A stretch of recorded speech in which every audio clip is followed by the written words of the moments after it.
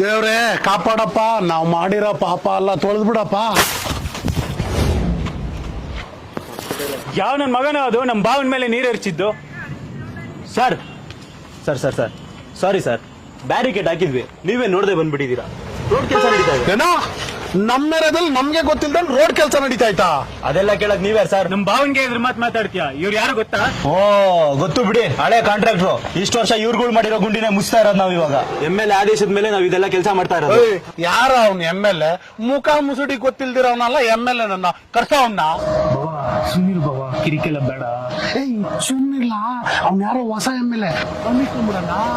ಯಾರೋ MLA ನಮ್ಗೆ ಗೊತ್ತಿಲ್ದೆ ಕೆಲಸ ಮಾಡಿಸ್ತಾನ. ಕರ್ಸ ಅವನ್ನ. ಇವರೇ ನಮ್ಮ MLA. ಅದೇನ್ ಮಾತಾಡ್ಕೊಂಡಿರೋ ಮಾತಾಡ್ಕೊಳ್ಳಿ.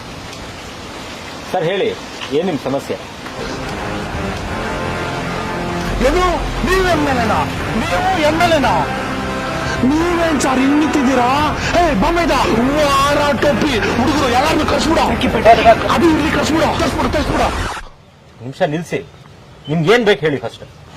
ಇದೇನ್ ಸಾರ್, ಈ ಚೈಲ್ಡ್ ನನ್ ಮಕ್ಕಳನ್ನೆಲ್ಲ ಇಟ್ಕೊಂಡು ಸಣ್ಣ ಸಣ್ಣ ಗುಂಡಿ ಮುಚ್ತಾ ಇದ್ದೀರಾ? ಅಲ್ಲಿ ಬನ್ನಿ, ದೊಡ್ಡ ಗುಂಡಿ 40% ಎತ್ಕೊಟ್ಟಿದೀವಿ ನಮ್ ಕಾಲದಲ್ಲಿ. ಸಾರ್ ನಾವ್ ಕೆಲಸ ಮಾಡ್ದಂಗಿಲ್ಲಲ್ಲ, ಯಾರು ಕೆಲಸ ಮಾಡಿಲ್ಲ ಸಾರ್. ಅಲ್ಲಿ ನೋಡಿ ಸಾರ್, 4 ಎಕರೆ ಲಿಟಿಗೇಷನ್ ಪ್ರಾಪರ್ಟಿ, 20 ಕೋಟಿ ಡೀಲು. ಅಣ್ಣನ್ಗೆ 10 ಕೋಟಿ, ನನ್ಗೆ 10 ಕೋಟಿ. ಅಲ್ಲಿ ಕಾಣಿಸ್ತೈತಲ್ಲ ಆ ಮನೆ ಅಣ್ಣ ತಮ್ದಿರ್ ಸುಮ್ನೆ ಕಿತ್ತಾಡ್ ಸಾಯ್ತಾ ಇದ್ರು. ಅಣ್ಣನ್ ದುಡ್ಡು 10 ಲಕ್ಷ ಅಣ್ಣನ್ಗೆ, ತಮ್ಮನ್ ದುಡ್ಡು 10 ಲಕ್ಷ ನನ್ಗೆ. ಅಲ್ಲ, ನೀವು ನಂಗೆ 40% ಕೊಟ್ರೆ 30% ನೀವ್ ಇಟ್ಕೋತೀರಾ, 30% ಅಲ್ಲಿ ರೋಡ್ ಹಾಕ್ತೀರಾ. ಮತ್ 3 ತಿಂಗಳಲ್ಲಿ ಗುಂಡಿ ಬಿದ್ರೆ ಅದು ಮುಚ್ಚಕ್ ನಾವೇ ಬರ್ಬೇಕು. ಸಾರ್ ಅದು ಹೋದ್ರೆ ಹೋಯ್ತು ಬಿಡಿ.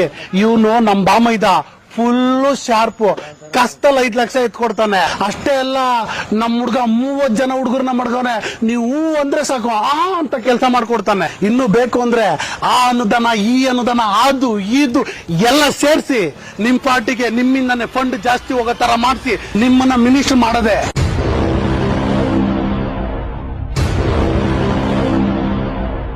ನೋಡಿ, ನೀವೇನ್ ಪ್ರಾಪರ್ಟಿ ಲಿಟಿಗೇಷನ್ ಹೇಳಿದ್ರೆ ಅದು ಸಿವಿಲ್ ಕೋರ್ಟ್ ನೋಡ್ಕೊಳ್ಳುತ್ತೆ. ಕಸದ ವಿಷಯ ಏನಿದೆ ನಮಗೂ BBMP ಅವ್ರಿಗೆ ಇರೋವಂಥದ್ದು. ಇನ್ನು ಅನುದಾನಕ್ಕೆ ವಿಷಯಕ್ಕೆ ಬಂತು ಅಂದ್ರೆ ಪ್ರತಿ ವಾರ ನಾವು ಲೈವಿಗೆ ಬಂದು ಅದೇನೇ ನಡೆಯುತ್ತೆ ಅಂತ ಅಂದ್ಬಿಟ್ಟು ತಿಳಿಸ್ಕೊಡ್ತೀವಿ. ನಿಮ್ಗೂ ಲಿಂಕ್ ಫಾರ್ವರ್ಡ್ ಮಾಡ್ತೀವಿ, ನೋಡ್ಕೊಳ್ಳಿ ಅಂತ. ನನ್ಗೆಲ್ಲ ಅಲೋನ್ಸ್ ಸೇರಿಸಿ ಬರೋದು 2 ಲಕ್ಷ. ಅದ್ರಲ್ಲಿ ನಂಗೆ ಸಂಬಳ ಅಂತ ಬರೋದೇ 40,000. ಪರ್ಸನಲ್ ಅಸಿಸ್ಟೆನ್ಸ್ ಅಂತ ಒಂದು 25,000 ಕೊಡ್ತಾರೆ. ನಿಮ್ ಹುಡುಗಂಗೆ ನಾಳೆ ಬಂದು ಇಂಟರ್ವ್ಯೂ ಅಟೆಂಡ್ ಮಾಡಕ್ ಹೇಳಿ, ಸೆಲೆಕ್ಟ್ ಆದ್ರೆ ತಿಳಿಸ್ಕೊಡ್ತೀವಿ. ಏನೋ ನಮ್ ಬಾಂಬೆದ ಇಂಟರ್ವ್ಯೂ ಅಟೆಂಡ್ ಮಾಡ್ಬೇಕಾ? MLAಗೆ ಸಂಬಳ ಕೊಡ್ತಾರ? ನೀವು ಸಂಬಳ ಕೆಲಸ ಮಾಡ್ತೀರಾ? ಕೂತಲ್ಲಿ 25 ಲಕ್ಷ ದುಡಿತಾರ ಅವನು. ನೀವು ಇಷ್ಟು ದಿನ ಮಾಡಿದ ಕೆಲಸ ಅಲ್ಲ, ಸ್ಕ್ಯಾಮ್. ನಾವು ಮಾಡಕ್ ಹೊಟ್ರೆ ರಾಜಕೀಯ ಅಲ್ಲ, ಪ್ರಜಾಕೀಯ. ಇವತ್ತಿಗೆ ನನ್ನ ಡ್ಯೂಟಿ ಮುಗೀತು.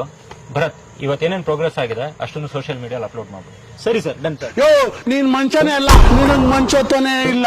ಬಿಟ್ರೆ ಊರ್ನೆಲ್ಲ ಉದ್ಧಾರ ಮಾಡ್ಬಿಟ್ಟು ನಮ್ಮನ್ನ ಹಾಳು ಮಾಡ್ಬಿಡ್ತೀಯ. ನೀನ್ ಪದ ಕೊಡು, ಪದ ಕೊಡು. ನಿಮ್ಗೋಸ್ಕರ ಕೆಲಸ ಮಾಡೋರಿಗೆ ಓಟ್ ಹಾಕಿ, ನಿಮ್ಮನ್ನ ಆಳೋರ್ಗಲ್ಲ.